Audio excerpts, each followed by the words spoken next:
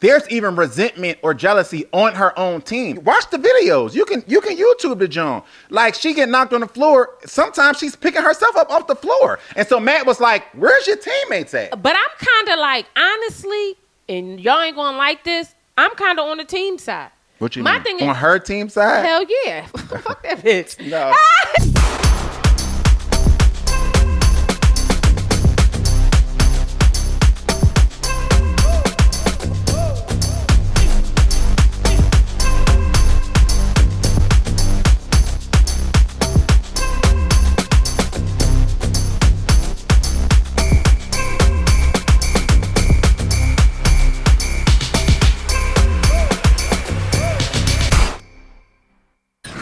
Hey y'all, welcome back to another edition of the Conner's Couch. This one is going to be a little bit different because this one is the sports edition. And so as we expand, I wanted to cheers. Oh, is that what we're doing? Yes. Don't look at my fingers. Oh God. Cheers to a new segment. Oh my God. That was her looking me in the face. That is so good. Oh, good. I can't taste He made me a dirty martini. Yeah, I can't taste them because I don't like you know, I can't even do the taste of like the salty stuff. Oh. So it's like when I make them, it's really like somebody who is allergic to cheese making mac and cheese. So I make it and I'm nervous. It's the only. Which I really don't think people should do that. Well, I don't either, but people do. But it's the only thing that I make that I can't taste. I don't know what. I can't even put it to my lips. You can't eat pasta. I was just thinking. No, but you still taste it. Yeah. It's very hard to cook and taste as you're going. But anyway. Sorry, y'all. Shout out to our people who have continuously been dealing with us in our inconsistency. Yes. We've had a bit of 2024 is kicking our ass. And that's just facts. I mean, like 2024 got hands. And I keep telling people I could fight. Yeah. But it's beating me the hell down, okay? No, that's facts. So that's just the truth. We've been living the human experience, and I think one day we'll feel comfortable talking about it. I think we need a little bit more time. Yeah. Sorry if I'm... No, go. No, okay. I think we need a little bit more time to talk about it, but we're inconsistent not because we don't miss y'all. We absolutely positively do. Yes. It's just that life is really lifing. Yes. And we are in uncharted territory. We got to figure it out here first. Yeah. You know what I mean? And before we can get out here and start chit-chatting with our friends again. So I think we're coming into a space where we're ready to get back to normal as best we can. Mm-hmm. And that starts with something new. Not only that, but in dealing with life as we all do. Yeah. We've had a hell of a start to the year. So we like she said, we navigating through that. It's been a lot of rough things, but it's also been a lot of good things. So we've also been busy doing a lot of good things, right? True. So we've been missing some weeks just because of that. We just came back from Philly for an event. For the Roots Picnic, which was an activation that was a successful activation.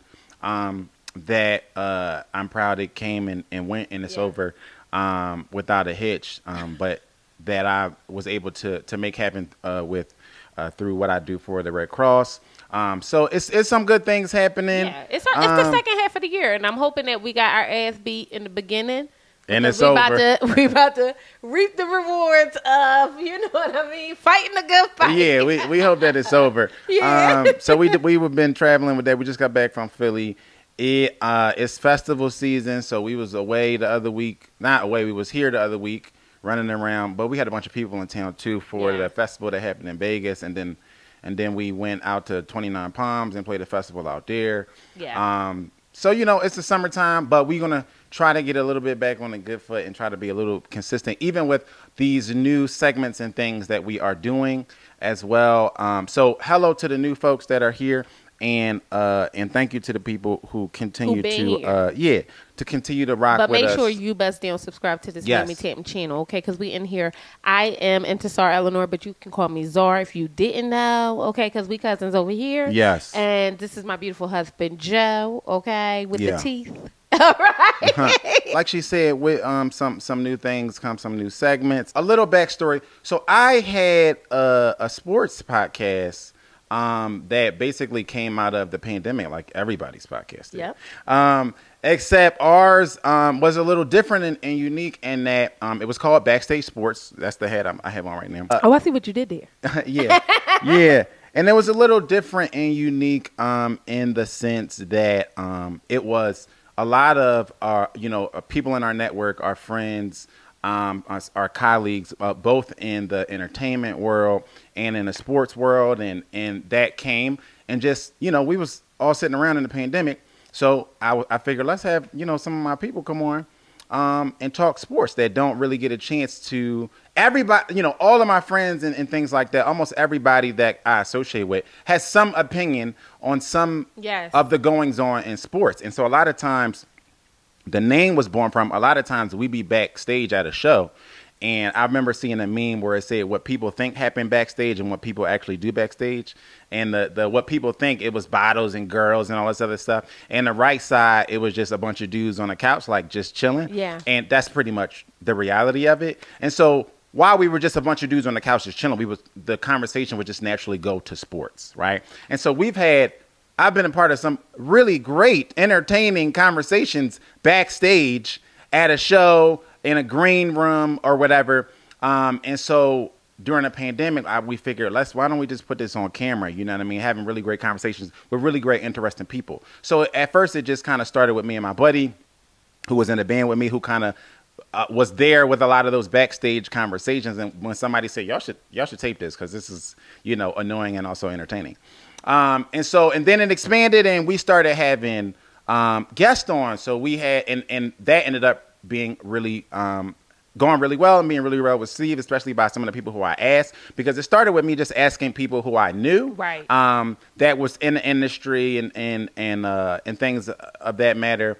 But then it kind of grew to I'm cold calling people who I don't really know, but I'm adjacent to, right? Adjacent. Yeah, and so I'm like, I hope they say yes to come on, and they did. So that ended up with us having former NBA players on. We had a former NFL player on. We had professional athletes. We had actors on. Shout out to Brother John. How about that? Shout out to Brother John. Yes, shout out to De'Ara from Detroit. Yes, he was Danger De'Ara from Detroit. Yeah, so we ended up having some people on that y'all may know, especially if you watch. We've had a FS1 Fox Sports analyst on. Spectrum News sports analyst. So it was just kind of me leaning into our network and just having people come and having conversations as life opened back up. Yeah. I would see people and they'd be like, yo, what's up with the sports podcast? Like, when you bringing Backstage Sports back? And so I'm like, I don't know. I have to think about it. I knew that I didn't, want it to just let it die, but I figured I just want to reimagine it. We got to figure out what we're going to do or whatever. And so that's how we got here, right? Because now most of the time I'm talking sports with my best friend in the car and she got all the opinions and knowledge too. And so that's how we got here. So this is the sports edition of the Conner's Couch. But can I say that I am forced to have an opinion because this is no BS. Joe showers listening to Sports Talk Radio. Yeah. And if we TV. go anywhere, it's Sports Talk Radio. Yeah. I have to say, I'm tired of hearing people speak in order for him to turn music on. He goes to sleep listening to Sports Talk Radio. So I'll be waking up I can't stand hearing a man's voice in the middle of the night. So now I have an opinion. Well, here's the thing too. That came from obviously. Those of you who have been following us and been with us know that I'm a musician. So in my everyday life, that's a big part of what I do, music and I'm listening, especially a couple years ago when I was heavy into A&R stuff. I would listen. People would send me music to listen to. I was on a website called Blaze Track, and people would pay to send music, and that was a large part of my day, just listening to. So I was like, I got to give my ears a break. And so in my off time, which was really adopted from being around my father when I was younger, when I get in the car with my dad, he always had on sports radio. And so as I got older, I didn't know that. Yeah. That's where I got it from. I didn't know that. Yeah. So when I would ride around with my dad when I was younger, he was always playing sports talk radio all the time. And so as I got older and then knew that you really, no matter what you do, you need to take a break from it. You have to walk away from it, because that's when things that you enjoy do start to feel like work. You know what I mean? Yeah. And so, now I'm like my dad, where I'm in the car and that's what I'm playing. You know, and there's times I cut it off, but most of the time, especially during my day, like that's what's playing in the background. Okay, so what we're talking about today is really what kind of became somewhat of a hot button topic, but it's really the treatment of this rookie class in the WNBA, and specifically Caitlin Clark, and Angel Reese. And I say Angel Reese because I feel like she's almost forgotten. Yes, right. In this conversation, she's almost forgotten. Oh my God, Joe got notes? Oh my God. Oh yeah, I always have notes. So when y'all, I usually do the notes. We're gonna have a rundown. Follow around. So I'm like kind of like, ooh. We're gonna have a rundown. So I feel like the Angel Reese portion of this is often forgotten in the conversation that's had amongst the pundits that are on air, on the radio, on TV, all of that stuff. Now, to give some background, this whole thing started from, at least this week, this young lady, Kennedy Carter, had a hard foul on Caitlin Clark in one of the recent games. Now, did you see the foul? Because if you didn't, I'm going to show it to you. Is this when she pushes her? Oh, yeah. So Kennedy shoots a shot. She's not even playing the ball hockey. No. So Kennedy had just shot a shot. Right. She sees Caitlin standing there, and then she goes and she just trucks her, right? Yeah. This is just a small portion of a lot of these kind of egregious acts that people have been seeing committed on these young girls like Caitlin Clark and Angel Reese, because including Angel Reese in the story, Alyssa Thomas had a similar situation, which I think she ended up getting ejected for, but this is the one right here. Oh, yeah, with Angel Reese. I saw that. Where she kind of clothes hanger. Yes, it was a clothesline, like straight from some WWE wrestling type stuff, right?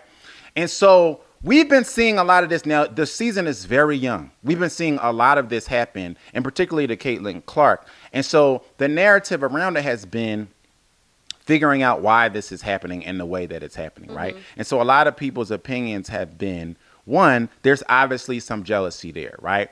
And so there has been this influx of these young girls coming into the league who now have money. They making real money. Yeah. I mean, real money, real endorsements. They're coming into the league. And so there's a narrative being painted that a lot of the older ladies in the league, the veterans, the people who've been in the league, was in the league when nobody was really watching the league, are feeling some resentment and jealousy towards these younger women, and particularly Caitlin Clark, who has kind of been the face of all of this since the championship games that she's been playing against Angel Reese and things like that in college. Now, this is a really nuanced situation because there's so many different levels to it. But we can start here. How do you feel about a lot of the female pundits on ESPN, the Janaea Gumagays, the Eminem? The Monica McNutts, the Elle Duncan. I saw something that Elle Duncan said about it. Jamel Hill. A lot of the female pundits that I've seen, that I watch, like we talked about on a daily basis, have taken offense to the notion that these women in the WNBA are jealous of Caitlin Clark. I'm curious about how you feel just about that. We're going to go deeper into that. But just about the jealousy part, it's funny because I've been really, really thinking about this. I think that they're absolutely correct. Who's that? I think they being the Jamel Hills, the Monica McNutts, Elle. I think that the media is just recently, and we have to be honest, they are almost elementary school when it comes to them kind of reporting on the WNBA. They don't even know what they don't know, right? So because it hasn't been something that people have been normally consuming, they see these things happen and immediately attribute it to, they're jealous of her, they're trying to take her out, or whatever the case may be. we were listening to, who's the guy like that we listened to from L.A.? Mason in Ireland? Mason in Ireland. Yes. Mason, Shout out Mason we were listening to Mason in Ireland. Love them. And he made reference to a man who has always watched WNBA games. And he said, as a person who frequently watches WNBA games, the way these women are playing really has a lot to do with their height. It has a lot to do with the fact that they got to fight a little bit more because they have height discrepancies, weight discrepancies in a way that male basketball does not have. So it is a little bit scrappier when we watch them go through this. And we also have to understand there was a time before the European men joined the NBA that the NBA was a lot more scrappier than what it is. And nobody would attribute that to jealousy. Nobody would attribute that to resentment, although I do think there's an undertone of that. Let's be clear. I don't think it's, not there. Mm-hmm. But I do think that these women, for the most part, are playing the game. They're all professionals. You know what I mean? And if they have been able to do this, making the money that they're making without these young women, Angel Reese and Caitlin Clark, a lot of these women are veterans that they're playing against and everything like that. I would have to believe that how would it benefit them to beat up Caitlin Clark? So I'm glad that you brought in the statement about what you said about the league back in the day. The league, if you was watching the game, the NBA game, it used to be like, football. It was scrappy. It was physical. It was physical. But I want to touch on that point because there's a reason the NBA changed that. That changed somewhere along, because now if you hear a lot of the veterans talk about back in my day, that's what they're referring to. These young boys are soft and this, that, and the third. So the part that, like I said, this is a nuanced conversation. So two things could be true, and I can understand the takes on both sides of this, right? I think the part that I completely agree with and understand that people like Stephen A. and Shannon Sharp have been saying about how they absolutely think there is a component of jealousy there. They absolutely think that there is a component of resentment there. This started, I can understand that because I felt that I was noticing that before the WNBA draft happened when Caitlin Clark and Angel Reese was still in college. Mm-hmm. And I remember saying to Zar at one point, we was in a car talking about some random sports topic. And I remember saying, some of these older WNBA women gotta ease up though. And I remember Zara saying like, "What you mean?" And I'm like, "I'm just starting to see like little snarky comments and remarks about some of the young girls." And so I just felt like these young girls are coming into the league, and whether or not you feel like the acclaim and all of the pomp and circumstance is deserving or not, they're bringing eyeballs into the league with them. Caitlin Clark aside, Angel Reese is bringing eyeballs into league with them because I understand that there's also a racial component to this. And so we're going to get to the racial component, but that's why I said in the beginning that I think Angel Reese needs to be included in this conversation because from my perspective, Angel Reese, we just saw the video of the girl knocking Angel Reese to the ground. So from my perspective, Angel Reese is experiencing some of the same hate and jealousy that I think Caitlin Clark is experiencing, right? She's the one that came into the league. They had something to say about her coming into the before a game or the day before a game or something like that, going to the Met Gala. Met Gala, yeah. Right? So, and I've seen comments. And was able to do both and killed in that game. 1,000%. She really did well. 1,000%. But I've seen comments that to me insinuated that you was a little bit mad at that. You know what I'm saying? As far as some of the players, you get what I'm saying? It's natural. So but that's what I was about to get to. Natural. I think that it is natural, and I think where I disagree with the Jamel Hills and the Janae Kumakays and things like that of the world is a lot of their position is almost like the notion that there is a jealousy in this is egregious, and that is not reasonable to me because not only is it natural, but we're in a space where we was asking for equality and we want the same thing the men's gets and we want all of this. The men get criticized the same way, and this actually draws back to when Jordan entered the league and people were jealous of Jordan. If people don't remember, you can go look it up. They iced Michael Jordan out in the All-Star game earlier on. These is the vets, the All-Stars. Yeah. They iced him out in the All-Star game. They was a little too chippy with him. You know what I'm saying? Yeah. This led to more physical and everything like that. So the key thing that you said was, it's natural. It's okay to say that some of these girls are in fact jealous of Caitlin Clark. But I think the problem is, right, and this is why it's such a super sensitive and nuanced topic. The way we speak about women in sports is not the way we speak about men in sports. But right? but that's not 100% true, because I think we're seeing it happen now, and we're getting pushback from some of the female commentators because people are speaking about it in the same way. Okay, I'll go there.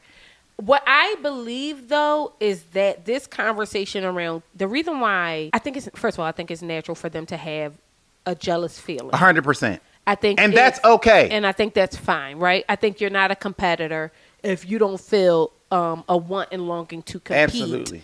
Or be the best in everything that you do, no matter who's in the space, right? Or feel that you are deserving of, because we are not saying that these other women who was carrying the water pails and everything before the league was taking charter planes and stuff like that are not deserving of this same treatment. But fairs is a place where pigs fly. You know what I'm saying? So we're not saying that these other women aren't deserving and don't have a legitimate reason to be upset or to be a little bit jealous. We just saying it is what, at least from my perspective. I think the truth of all of this, the reason why I don't like the word jealousy is that sometimes it's equated with women as this feminine thing that only women have. Mm-hmm. You know what I mean? Only women can be jealous. And I think maybe some of the pushback from the Eminems and the Jamels is from a space of we're allowed to be competitors for competitors' sake without the being jealous, without being resentful and all of these things that others may equate. Mm-hmm. We're almost overcorrecting. Mm-hmm. You know what I mean? When in truth, what it comes down to is that Caitlin Clark was a great player and was a historically great player, right? In the NCAA, right? Massively so. But also so was Angel Reese. So also was Cardoza. Mm-hmm. You know what I mean? Carmela Cardoza. I think the problem with the narrative specifically around Caitlin, right, is that in the same vein that Caitlin is a historically fantastic player, Cardoza played on a team that went 41-0? Mm-hmm. All the way through the finals, didn't lose one game the entire season, and then ended up winning, right? Mm-hmm. Which is almost unheard of for a male basketball team or a women's basketball team. Right. So when we are having these conversations about why we have eyes on the league, I find it to be poor journalism that they would even find a way with a rookie class that contains Cardoza, Angel Reese, what's the other little white girl that was Cameron Brinks out in LA? Come on, okay. And they got a little rookie on the Aces that's fire too. Forget this young woman's name. In a world where we have a rookie class that looks like that, to put the entire face of the league, the face of the fame of the league on just Caitlin Clark, to me is lazy. I think it's the reason why you have the Jamel Hill speaking out, because how could y'all have watched what we watched in the NCAA this last season, and the only conclusion that y'all came to is that the only way the WNBA going to be hot is because of Caitlin Clark? Who's she going to compete against? So this is, well, that's true. So this is here's where I disagree with some of the things that I've heard, the Jamels and the L. Duncans and the Janae say, right? Mm-hmm. Specifically with the part of the male counterparts, right? Like almost like as if they're not getting equal treatment in the media space, right? I disagree with that because one, we have evidence of this, right? Yeah, so think about Blake Griffin. I think this is also a case of there's going to be a transition here, right? The women's game is now in the spotlight. Yeah. So I think the same way that some of them is in the media, some of our women pundits are saying like, well, this was happening all the time. Y'all just started watching the game, whoop-de-whoop. I think in the same way, inversely, there's a lot of y'all who have been longtime fans of the game that are going to have to get used to the game now being under a bigger spotlight and getting scrutinized. That's a good point. Right? Because I feel like what some of you guys who may not have followed the men's, that's a good point. What some of you guys have who may not followed the men's game with the same intensity that you have with the women's game. They are just this narrative has happened many of times before. Yeah. I just named the whole situation that happened with Michael Jordan, how they iced him out. Blake Griffin, LeBron James. Talk about how that nigga. Straight up. No, straight up. No, I'm sorry. That's true. We just watched watched the first couple episodes of the new Clipper show. Yeah. Mm-hmm. LeBron James, when LeBron James came into the league, there was absolutely and there were absolutely male pundits calling out other male players saying they're jealous, right? It happened. Chris Broussard was covering Cleveland at the time. This is before he kind of was more of a national analyst. He was specifically covering Cleveland and LeBron at the time. And I heard him say today on First Things First that I personally knew that there was resentment in that locker room when LeBron James got there. He said, I personally heard it in Cleveland when LeBron James first got drafted to Cleveland. Because you got to think, this is an 18-year-old kid who had a Hummer before he could barely buy himself a drink. And I think there is a component of that. There absolutely. My issue with Jamel and them is that a lot of them won't admit it. Like you can look at their tweets. You can look at when they're on TV, and it's almost like it's offensive to even suggest that there is a component up there. And I would argue that there should be, right? You brought up Camille Cardoso and the South Carolina team, right? Yeah. This is the same team who won the championship, and then First Lady Biden invites both teams to the White House. You absolutely have a reason to be resentful. I was resentful in that situation. That's my point. So I say that to say that for Jamel Hill or L. Duncan to get up there and act like there's no jealousy here, there's no resentment here. It's crazy. Because I'm also arguing that there should be some resentment. Do you think that the reason why they're saying that there isn't any resentment or jealousy is because they want to decentralize Caitlin Clark? They want to neutralize her. Because I feel like they're saying this to move the narrative along. They're not saying this because I believe you have to think. There was a time where Harriet Tubman freed the slaves, right? Let me cook. I know. I think that there is some slaves. There are some black people who lived during that time that saw free black people, and resented the hell out of them. Yes. Right? Absolutely. You can't be a pioneer, right? Being a pioneer is ugly. Being a pioneer is not beautiful, right? Yes. There is no black excellence without black trauma, without black hardship. Yes. There is none of that, right? So the people who have to go through the hardship, the trauma, the dirt, the mud, there might be a bit. 1,000%. 100%. Of resentment. And the only thing that I vehemently disagree with some of our women pundits on TV and on these podcasts and stuff is that y'all have to admit that there's y'all probably gotta say it though. Y'all have to be. We was watching when we was leaving Philly. We had it on. I had it on in the background. Joe had it on. But you could tell that Shannon and I think it was Monica. Monica was talking to Shannon and Stephen A. And she said they were basically talking about the same thing. And they said there's absolutely. And then Monica said, well, there might be some resentment. And both Shannon was like, no, don't say might. Like, just say it. Like, you know what I mean? And I think that for some reason there's such an opposition to just admit that like this is obviously a human thing that could be at play where these girls. Caitlin Clark and the Angel Reeses of the world are experiencing some women who are just giving them hard fouls and stuff because they resent them, because they feel like I don't have. Caitlin Clark got a $20 million shoe deal, and it makes $70,000 a year. Ain't that what her contract for? 70? 1,000%.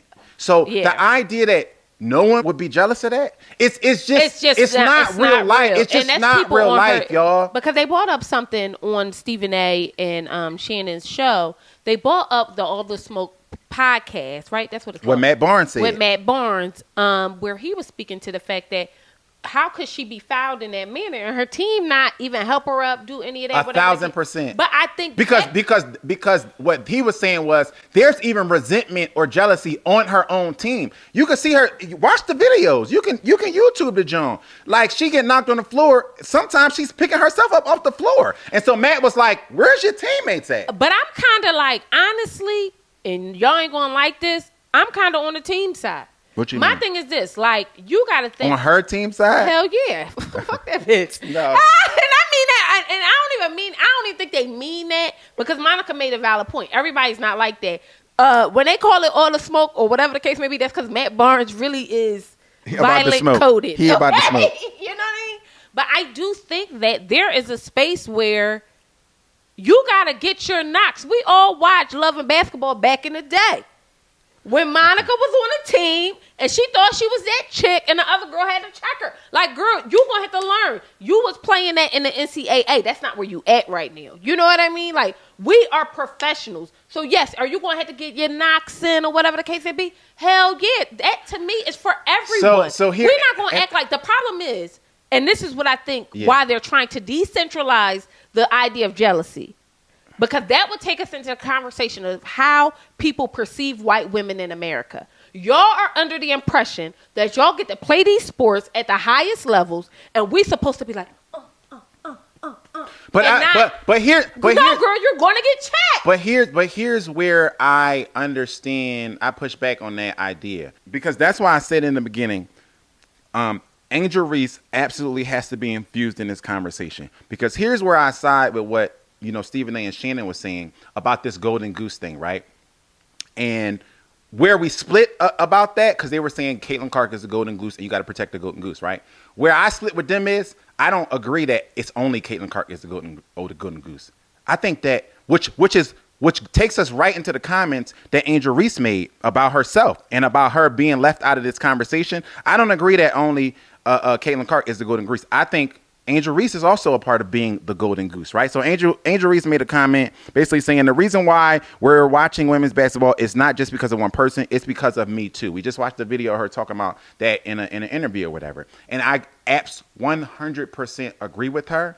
And so I think that where I can understand their take is saying that you have to, people wasn't really watching y'all like this. Let's just be, this is going to be the theme of it's okay to say this. No, go ahead, because I'm about to counterwrite this. Go ahead, but this is going to be my overarching theme is it's okay to say this, right? It's okay to say that there are some women in the WNBA that are jealous of Caitlin Clark and Angel Reese. It's also okay to admit that y'all didn't have these eyeballs 2 and 3 years ago. Monica made a statement that Stephen A., you could have been covering the league 3 years ago. They cover what people watch, and nobody was watching these leagues. I ended up. Why do you think nobody was watching? Let me. I'm gonna get there. I had a young man. I started playing at a new spot out here in Vegas when we first moved here. So we barely been in Vegas 3 years. Mm-hmm. When we first moved here, this young man was he could not give away Aces tickets. Mm-hmm. He could not give them away. I don't know if Zar, you remember, but I ended up telling you, the Bull trying to give us tickets or whatever, but we just got to find the time to go, right? Mm-hmm. And so I kept pushing it off and pushing it off and pushing it off. And one day, maybe like a year later, because I don't know if he like did something with the league or the team, mm-hmm. but he just got like free tickets. The tickets was already damn near free, but he got free tickets or whatever. So he was like, yo, like, and if ever you want to go, I know you was a basketball guy. Like, if ever you want to go, like, let me know. Probably like a year and a half later, I hit him up for tickets to something. It might have been a playoff game or something. And he was like, man, you won't believe this, but I don't have any. Like, I can't get any, right? So this is to say that it's okay to say that people wasn't going to these games and watching these games like that a couple years ago, right? So in every league, there comes a transitional period, mm-hmm. right? Where there is a transcendent player or players that comes in, and you have to make sure that player or players stays upright. We saw it happen with the NBA, like we just talked about. The NBA used to be the NFL, right? And then Michael Jordan came into the league, and the league was like, slow up. You're not going to be throwing him around. He's different. Mm-hmm. It's not going to happen, right? And so that's where we saw the rules begin to change. We saw it in the NFL. The NFL was also a lot more physical than it is today. You hear players complain about it all the time, especially the defensive players talking about how I feel like I can't even tackle somebody, right? You know what happened? Tom Brady came into the league. Mm-hmm. Another golden goose. And the league said, slow up. You ain't gonna be hitting him like that. So I'm saying that to say that And it's funny because it happened right around the 30-year mark. So the WNBA is in year 28 or 29, right? So when the Magic and Bird thing happened and they started to watch because of the narrative, we all knew what that was about, right? But that was around year 30 of the league, right? So it's ironic that we're coming into this era of the WNBA having more visibility, having more eyes, and they in year like 28 or 29, and you have the Angel Reese and Caitlin Clark narrative. That's also causing people to watch more. So when Stephen A says something, and y'all know, if y'all know me, y'all know I don't never agree with this boy, almost ever. He annoys me a lot. But also when a lot of these other pundits are saying things like, wait, they have to nip it in the bud because it is going far beyond just getting your lick back. Or like we just showed the Kennedy clip where she tackled her, right? And what I do agree with is you're at the position where you absolutely have to have some protection of the Golden Goose. Where I split with them is I think that Angel Reese is also a part of the Golden Goose thing. So when I saw the girl throw her out the sky, I also said, you got to chill because people are watching for Angel Reese. People are watching for Caitlin Clark in the same way that the NFL protected Tom Brady and the NBA protected Michael Jordan. The WNBA absolutely has to protect Caitlin Clark and Angel Reese. Okay. So does that make sense? Yes. Short answer, yes.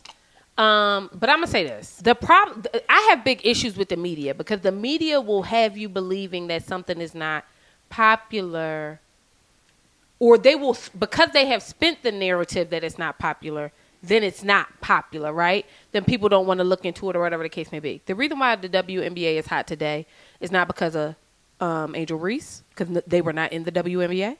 It is not because of Caitlin Clark. It is because of social media. TikTok came around. And the truth of the matter is the Aces was eating people up.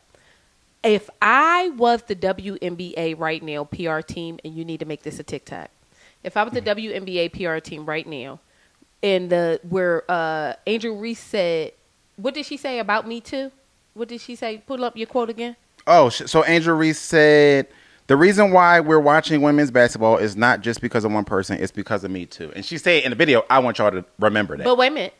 If I was the WNBA right now, my next WNBA commercial would be Caitlin Clark saying that exact same quote, and then it panning to Angel Reese and saying, Me Too, and then it panning to Asia and saying, Me Too, because if we're going to believe that the Las Vegas Aces and what they've been able to do, 2 years back-to-back championships, is not also something that is groundbreaking. The reason why the Aces is sold out is not because of Caitlin Clark. It ain't got shit to do with Caitlin Clark because Caitlin Clark ain't on the Aces team. Okay, so they play them, twice a year or something like that? Mm-hmm. So the truth of the matter is that this was always coming. The problem, the resentfulness comes from the fact that these people are been cooking, and they deserve their moment too. It is not. And that's what I mean when I say it's lazy journalism. It is lazy to say it's because of Caitlin Clark. Because the truth of the matter is, the last 2 years, what the Aces been cooking up, people have been watching. People have been watching. It has shit to do with Caitlin Clark because she's not in the WNBA. People don't study. We know that because we don't got enough doctors, lawyers, or engineers, okay? So they're not going and saying, oh, let me catch up on the WNBA for over the next 3 years, because when Caitlin come in here, 3 years from now, I want to be astute. That's not what's happening. That's not what's happening. So we got to slow down on that narrative. And I think that's where the resentment comes from, too. So if I'm the WNBA, the next commercial would be Me Too. Hashtag Me Too. We taking it back. But you see what I did there? We would be taking it back, right? Because the truth of the matter is, these women in the WNBA need to know that all their hard work, all their pioneering from Dawn Staley, back to Lisa Leslie, back to Cheryl and all them, that work was not in vain, right? So when we do this commercial, Dawn Staley got to be in it saying Me Too. Because we laid the groundwork for these young women to come in here and start to demand what they deserve. Do I think Caitlin Clark is getting her ass handed to her? Yes. And I think that's partially because y'all talking about her getting her ass handed to her and not about how many points she putting up. Not about how many rebounds she putting up. We barely ever talking about her stats and always talking about how people treating her in a game. And you want to know why that is? Because she's shitting the bed. And that's not what people want to talk about. And we can't center that. When Michael came in, was he the best? No. But was he hooping? Hell yeah. And we can't pretend like that's not the narrative. When LeBron came in, was he the best? Maybe not, right? But was he hooping when he went to the Cavs? Hell fucking yeah. Is that what she doing right now? But y'all want to call her the leader of the team? The leader? Well, she is getting her. Yeah, now. What they only won one game. Yeah. So let's stop it. But she is on a bad team. And still getting her numbers. Very similar to the LeBrons and the MJ. She just won Rookie of the Month or whatever it was. So I'm going to give her that. But what I'm going to say is two things can be true, right? You can absolutely give credence and respect to the women that have come before and laid the foundation. And at the same time, acknowledge that there is a shift happening because of the presence of a golden child. Yes. Absolutely. And I think I'm not saying that. And that's why we do a commercial. But that'll dead all these conversations. I love that idea, but I think that there's too many people in the media who are not willing to admit that, right? Because to say that Michael Jordan started a shift in the NBA where there were more eyeballs on the game. The game became a lot more global when Jordan came into the game. Is not to disrespect the Wilt Chamberlains of the world or the Bill Russells of the world and the things that they did to bring the game to where it was when Michael Jordan got in. But I think the same sentiment is I get to create the wave and you get to ride it. And I think that's where people are having the problem. Absolutely. Because if we think about the Aces and what they've been able to do, like I said again, they are not selling out stadiums because of Caitlin Clark. It has shit to do with her. They really are selling it out because they have shown that they are competitors, they are champions, and that they are able to do it. So when we think about people riding the wave, the reason why when you make a statement like that, it feels being the really big word here, right? It feels like it negates a lot of But that's what I'm saying. This is my point. My point is that you can acknowledge these two things being true without negating the past and the people who have allowed the people who they stand on the shoulders of, right? You can say that when Jordan came into the league, he took the league to a different level and still not be disrespecting Bill Russell and Wilt Chamberlain and all of these players, right? But do you can say, like hold on, let me cook. Go ahead. You can say that when LeBron James came, not even LeBron James. You can say that when Kobe Bryant came into the league, he took the league to another level. This kid came out of high school, right? Without disrespecting Michael Jordan or without disrespecting Wilt Chamberlain and all those guys. And then you can say that when LeBron James came into the league, he took the game to another level. So I'm not saying that these women didn't do the damn thing before Caitlin Clark and the Angel Reeses and the Camille Cardosas got into the league. But we also have to acknowledge that this is the LeBron James era. This is absolutely because y'all. I think it's giving more Blake. I think the shoe deals that are coming now are completely unprecedented for a league who still have women who are barely making $100,000. I think the way that they are upgrading arenas for games, like.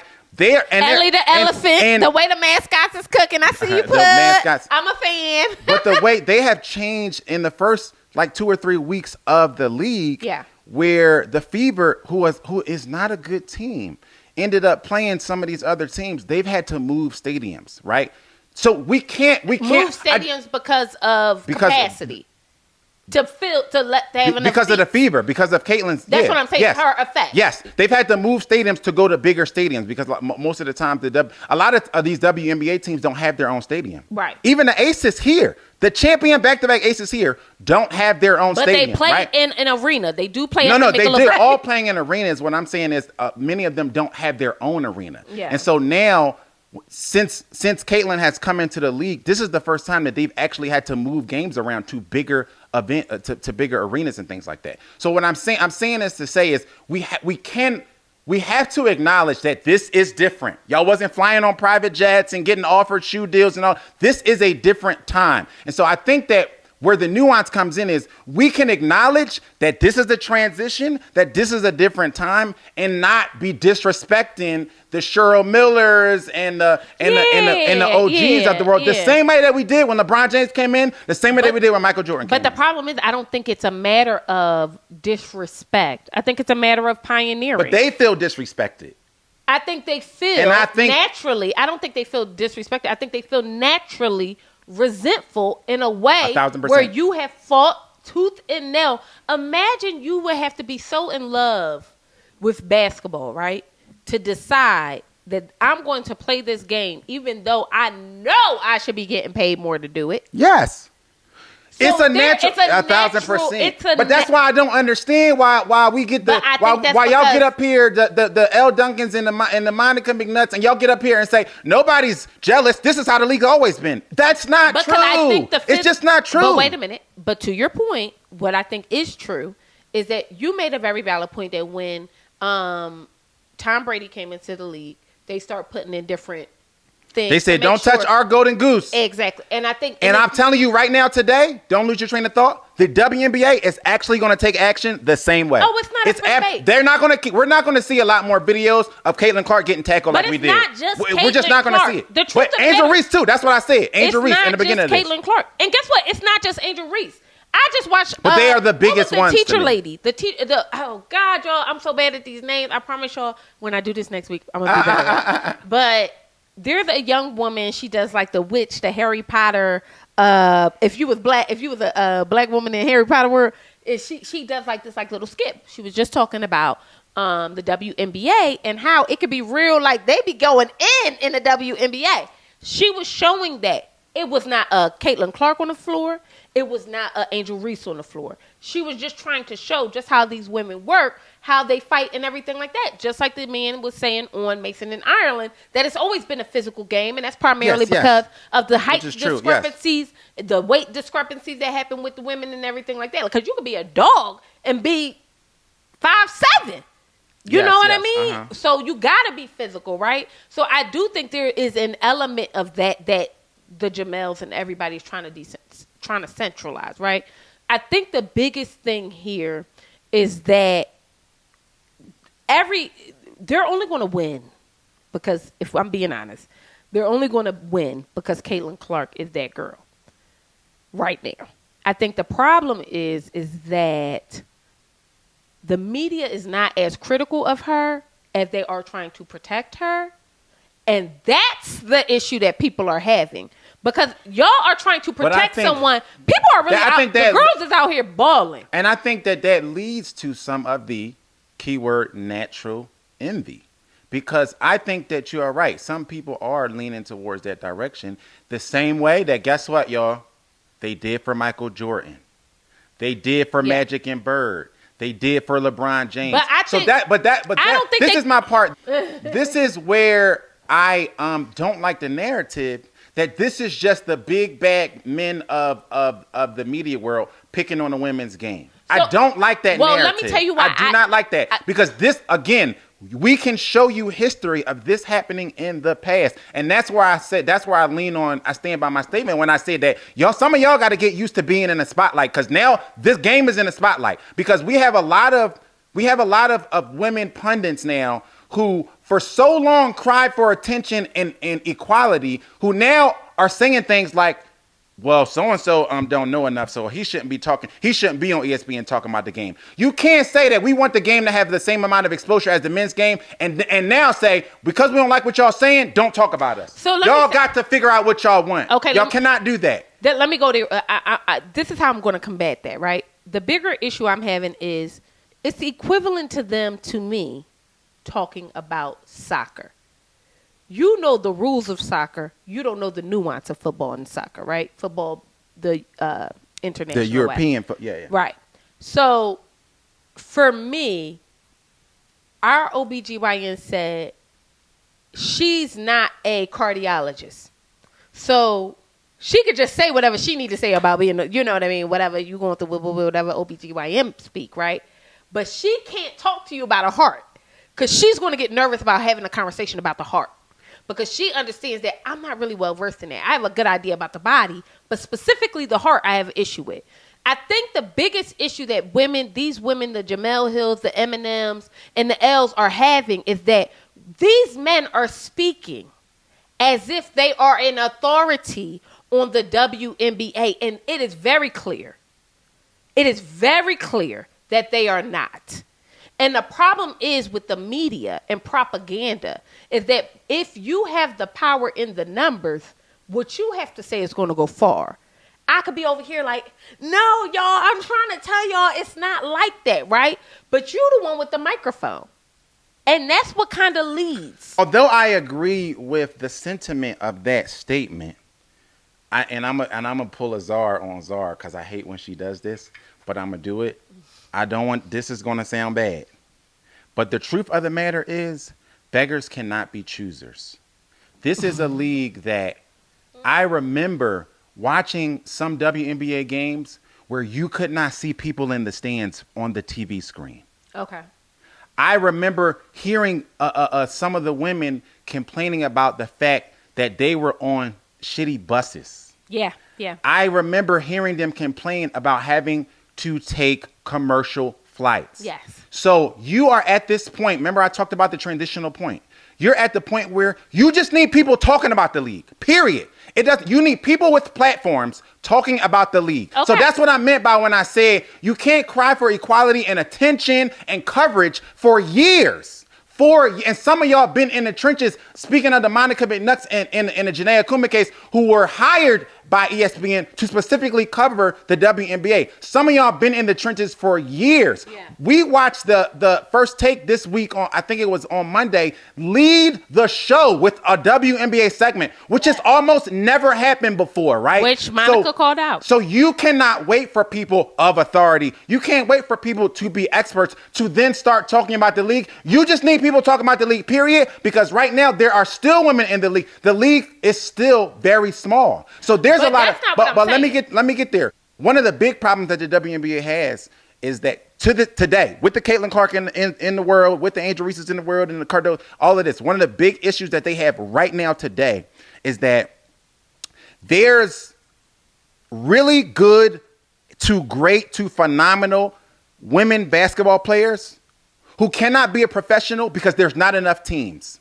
And there's not enough teams because they don't yet have the TV contracts to get the teams. They don't yet have the funding, the money. The NBA. If you don't know, it's only 12. Yeah, or 13. 13. Right? 13. They don't have the funds. The NBA is still to this day floating the WNBA, right? Yeah. As they should. But the only way you That's right, girl. Get your money from the man. Period. The only way that you get to the point where there's more expansion teams, where there's more money to have larger rosters, where there's bigger TV contracts, the only way you get there is a bunch of motherfuckers on TV talking about your sport. Stuff. Period. That's the only way. The First Take is the biggest show in sports debate and in sports television. And they're allowed to be. You desperately need them to talk about the WNBA, whether they know what they talking about or not. Because they don't. You need them, but it matters not. It matters not. Because we're 1,000%. The fact that they're doing triple the numbers of the next biggest sports talk show is the only reason why it matters not whether they know what they talking about or not. You just need them to continue to talk about the game so that the game can grow to the point where it is on the level of the WNBA and the NBA and the NFL and all of these major sports leagues. That's the only way you get there. I agree. But I actually really agree with that. It has to be stupid men talking about things that they know nothing about on their very large podcasts and platforms in order to push this culture forward. And you know what? Sometimes you're going to have to grin and eat. Like, you're going to grin and bear it. You have to. Because you have to. I think it's okay. Because guess what? The girl at the end of the bench who's only making $50,000 a game wants y'all to keep talking about she needs y'all, because some of these girls got jobs. Like literally, like they're on a team and they have another job. Yes. You know what I'm saying? 1,000%. And so we can't. So for the Jemele Hills of the world who got these big contracts from these big brands from Jemele eating. Y'all eat, all of y'all eating now. Yeah. You can look up the salaries. Yeah. Right? Y'all are on here. Basically, some of y'all are towing the line of telling people not to watch and not to talk about it or not to comment on it when this is the best year that the WNBA will have on record. Mark my words. And I think it is going to be the best year they have on record. And I you think cannot get to the place where you feel like you are such a WNBA elitist that you don't want the common fans and the common consumers to watch and talk about the sport. Like I said, I started a sports podcast years ago. We never once talked about the WNBA, almost not at all. The reason why is because do you know how I pick my topics for my podcast when it was out? Popular. I only talked about what the streets was talking about. But the streets wasn't talking about the WNBA. But I do, to your point, I do think that there's a bit of grin and bear it that needs to go down. And I also think there's a bit of opportunity here for the WNBA. You can't allow the media to spin the narrative for you. One, you don't want a Jordan in the WNBA. What you mean? You want the talent of a Jordan in the WNBA. You don't want the ego of a Jordan in the WNBA. Well, I think that in the way that you do that in such a small group, because we're talking about the NBA at the time had more teams than the WNBA has right now. Oh, we really are talking about 156 people, right? That you really gotta figure out the egos, massage, whatever. You want to keep these people happy because you don't want these mother jumpers to say we're going on strike or nothing like that, right? You also want to keep them happy. Part of being a coach or part of being a leader is massaging the egos, right? I think that this is an opportunity for the WNBA to say, hey, we've been here. You know what I mean? This is what it looks like. Not to say that we can't have a story, because I think what you're getting at about the Michael Jordans, the Magic Johnsons, and Larry Birds, all of those were narratives. People were buying into the story. But but I want you to park right there because that's what I was going to get to when I made the point that people wasn't watching to Monica's statement 3 years ago. He should have been covering. People wasn't watching the WNBA 3 years ago. That's why they weren't covering it on First Take. And you asked the question, why do you think that is? I can answer that question piggybacking on what you just said. The reason, and I'm going to tell you from a personal standpoint, I watched this past year, I watched more women's college basketball easily by far, bar none. I watched more women's college basketball than I did the men's college basketball in the tournament. Ask me why that was. Why? The narratives. People watch for narratives. People watch for storylines. So the Caitlin Clark and Angel Reese situation, and I picked a side, and y'all already know what side I was on. If you know me, right? I picked a side, but I watched. I could have been setting up for a show. Yeah. I had it on my phone. And she know, I really don't. That is really reserved for a few people like LeBron James, where I'll be setting up somewhere, put it on my phone and sit my phone there just so I can keep an eye on the game. I was doing that when LSU was playing, or when South Carolina was playing, or when Caitlin Clark was playing. I had to join on my phone. That was partly because there was a narrative. There was something to talk about. There was something that was. But bigger, there was also name recognition. There was the truth of the matter is the NCAA, because of the narrative, men's there was team, name recognition. You didn't know these yes. guys. And so I think that we're not saying that the WNBA didn't have talent before Caitlin Clark. We're not saying that the WNBA didn't have stars and phenomenal women basketball players before Angel Reese got into the league.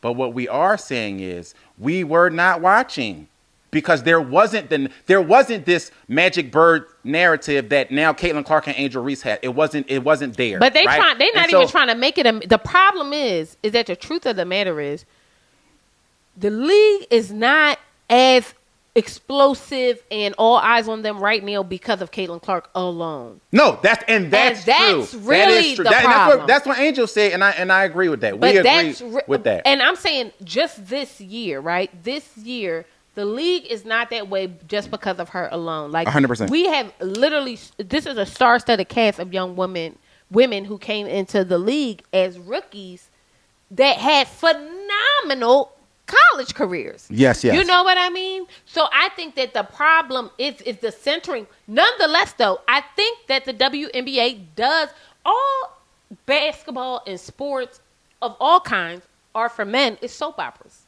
The truth of the matter is it's just a soap opera, right? There's like rivalries and fights and arguments Think about every big rivalry, every big game. The league, the NFL specifically, and NBA sold the narrative. They sold the storyline. Yes. That's why whenever the Eagles and Cowboys play, it does crazy numbers. Yeah, there's a storyline or Monday night. 1,000%. Because there's a narrative and there's a storyline between the franchises that goes back years, right? Yeah. They sell the storyline. The reason why basketball players can go outside, even the guy who's 10th on the bench, and be recognized over the football player, the NFL player who's 10th on the bench, and get recognized compared to the NFL player, is because the NBA does a better job of selling stories and personalities than the NFL does. They do a way better job. But I think the WNBA, because they're at a deficit, this is not something that they've had to do, needs to hire me to make sure that these women get pushed, because there is so much that they could be brewing here. They do. There is so much they could be doing as far as marketing and this and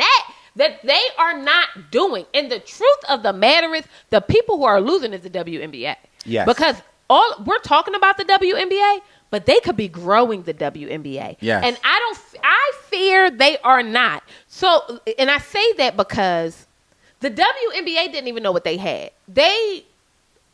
In the beginning of the season, they're playing catch up. And that's my because why point. Are you just now moving arenas? Come on. My biggest issue with the WNBA, and this is what we're not talking about, is we would not feel this much about this whole saga if the WNBA had been doing what they needed to do media-wise. They needed to be pushing the narrative that they wanted. The reason why, if you are under the impression that the NFL did not have something to do about them wanting to keep Tom Brady safe and pushing that narrative to everybody else, you're crazy, right? Yeah. They understood we got to sell it to the people. Mm-hmm. And the problem is that the WNBA is so severely playing catch up, okay, that they don't even understand that you're allowing propaganda to brew.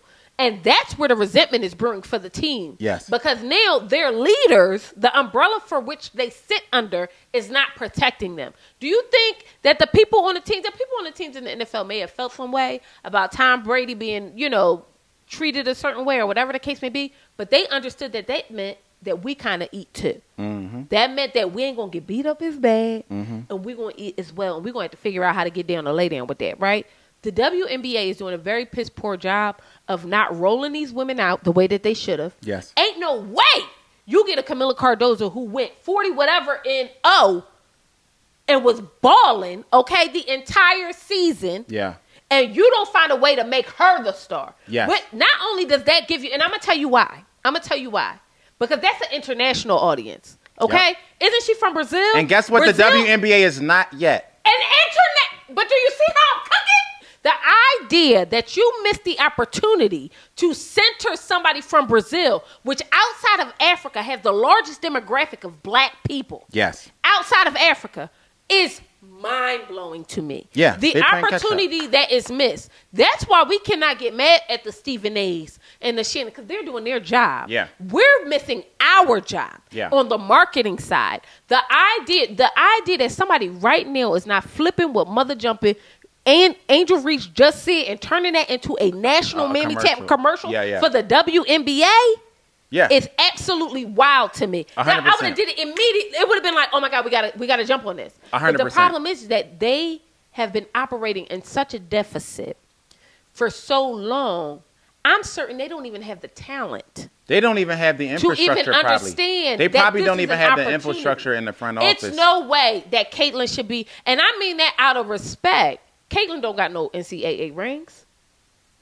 I don't give a damn how hard you ball. If you was in the NBA and you balled that hard, you're still not going to the. And didn't you tell me that? Didn't I say it should be a place for people who were in the WNBA I said no. You played got to really win. hard, but they don't have any rings. I said, what did you say to me? You gotta win. You gotta win. She hasn't done that, right? So the idea that we're centering, because what it feels like for a lot of black women, and I don't give a damn, I'm going to say it, is that we're centering mediocrity. Mm-hmm. So it takes a team to win a game. It's obvious, because if she was balling like that, the Indiana Fever would have been on the boards. Let's keep it 100. Yeah. You know what I mean? And she's not. So to continue to hear this narrative about the Golden Goose, to be there, right, and only won 2 games, What is the conversation here? Yeah, I think that there is a lot of things that the WNBA as an organization is not capitalizing on. But I do y'all believe can afford me, Nikita. Straight up. If I know what y'all pay them girls, they probably cannot. Couldn't afford me. I'm about to say they probably. And cannot. I mean that with all due respect. They probably y'all couldn't. But that's why you need those people with these huge platforms to continue talking about the game. Exactly. So let's relax on this elitist of, I've been covering the game for years, and if you don't know, you ain't been watching the game. If you ain't been watching the game since 97, then you can't talk about the game. That's not what y'all need. Fair. That's not what y'all need. I'm telling you right now, y'all need people to keep talking about the games. So we're going to get out of here. Let's end on this, though, because I want to get you, and this is going to be something that is going to be universally agreed on, I believe. Pat McAfee is another one of those people. Pat McAfee, who...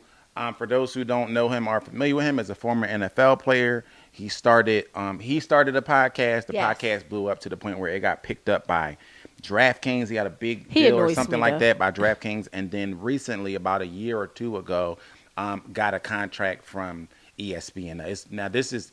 His situation is also very unprecedented. That's why I call him a trailblazer, because ESPN, in the same way that TV networks were picking up shows like Insecure from the YouTube space, the sports world was not doing that. They weren't finding a podcast and being like, you want a spot on our primetime lineup? That's what happened to Pat McAfee. So now he's on ESPN.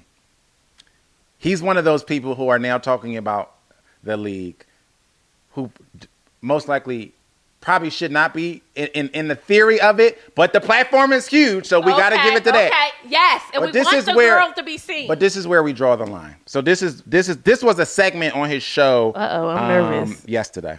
What the WNBA currently has is what we like to describe as a cash cow. There is a superstar. And we're not saying that the players on the court need to act any differently. That's the athletes are going to do what athletes are going to do in any sport. And I think we're all learning that WNBA...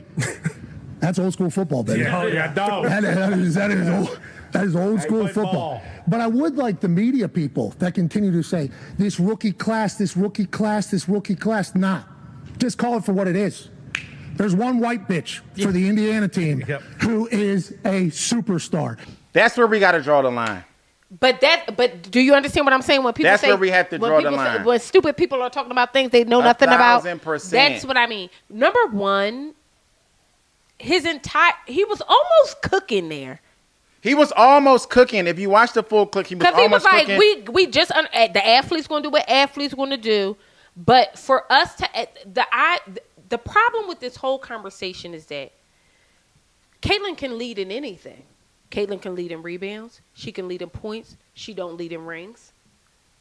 Everybody else in that goddamn rookie class is a champion one way or the other, except for her. So my thing is, what are we talking about? Y'all are trying to center mediocrity because that's what y'all do. But what I can't get with, because the sports aspect of it is one thing, and I think that's the aspect that can be debated. If that y'all so desperately want it to be a white woman centered. But I think the sports aspect is the aspect that can be debated. What cannot be debated and what is out of the scope of conversation and debate and hearing one's another opinion is we can't get up and start calling the women bitches and like. Are you crazy? He literally. Are you crazy? He pointed to the screen. Cause she a white bee. This white bee is why y'all watching the game. But are you crazy? That's not that to me is where it's like, bruh. I'm not surprised. This is he's concussed. I really am not surprised. He's a football player, and that's why he get to say whatever he want to say because he's been knocked upside his head too damn much. The truth of the matter is, one, Caitlin is an unbelievable player, and I know we've been talking a lot about her. 1,000%. It might not even be us centering her excellence. I do want to say that this young woman in her own right is excellent, and the way she's been able to galvanize is unprecedented. And the way she has been able to polarize, because that's one thing that the That's one thing that the WNBA has been lacking, because what we can agree on is that there was great players before Caitlin Clark, and there was phenomenal basketball played before Caitlin Clark. What there wasn't was any polarizing or figures. any opinion on it. Okay, or the any Aces opinion. won. They was good. We love the Aces, and I love you, they was damn, good. Sydney. I love you, damn. But I do think that there isn't any of that, like, rah. Yes, 1,000. You may get with male. 1,000%. And not even just male sports, specifically the NFL and the NBA. Yes. I'm not even going, everybody, Man U, all that, all of us that consume Brazil international sports, it's different. Yeah. On this soil. Yes. And I think that you're absolutely right. And I also want to applaud you for being the person that calls out that he was very disrespectful. Yeah, we just can't, because this is the person that gives credence to the voice of, well, if you shouldn't be talking about it, because if you're going to be disrespectful, don't talk about it. But we're very clear on who his base is. That's true. We're very clear, Pat, on who your base is. If you're going to be disrespectful, don't talk about it. You know what I mean? Because that's not what we're trying to do. We're trying to usher the women's game into the same place that the men's game is in. And you wouldn't ever call no man no bitch. You would never say that on air. Or you would on never. Air. You might call him a. You might call him a. And you're going to call him a. And you're going to call him a bitch. Yeah. But you ain't going to never do it on air. You're never going to do it on air. Like, that's crazy. Like respect, but that's how, but this is what I mean when I say the problem is, even in this instance, I can see the value in him having this conversation. I even see the value in him messing up in this regard. 1,000%. I even see the value in that. You know what I mean? So shout out to Caitlin Clark, and I'm sorry that you had to experience that with somebody calling you that. Right. I think that's completely disrespectful.